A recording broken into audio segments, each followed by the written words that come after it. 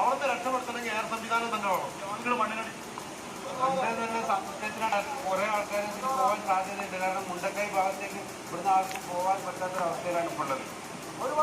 ഒരുപാട് ആൾക്കാർ അതിൽ കുടുങ്ങാൻ സാധ്യതയുണ്ട്. കാരണം ഈ പാലത്തിന്റെ അപ്പുറത്തേക്ക് ഇവിടുന്ന ഒരാൾക്ക് നമുക്ക് ഇവിടുന്ന് ഇത്രപ്പെടെ 500ഓളം ആൾക്കാർ ഇപ്പോൾ നിലവിലിവിടെ ഉണ്ട്. പക്ഷെ ആർക്കും ഇവിടുന്ന് നമുക്ക് പോകാൻ പറ്റാത്തൊരവസ്ഥയിലാണ്. വെള്ളാമ്പല ഭാഗത്ത് രാത്രിയാവുകൊണ്ട് കൃത്യമായിട്ട് ഒരു കിലോമീറ്റർ ആ സൈഡിലെല്ലാം വേണ്ട സൈഡിൽ കൂടെ വരുന്നത്.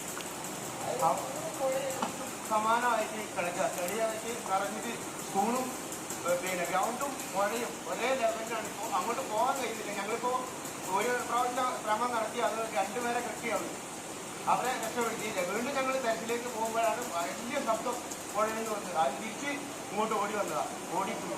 അപ്പോൾ വെള്ളം കൂടി. ഈ പാലം പൊട്ടിയോണ്ട് കുറേ വെള്ളം അങ്ങനെ ഒഴിഞ്ഞു പോകുന്നുണ്ട്. മുണ്ടക്കായ് പ്രദേശത്ത് ആയിരക്കണക്കിന് ആളുകൾ, മുണ്ടക്കായ് അട്ടമല പ്രദേശത്ത്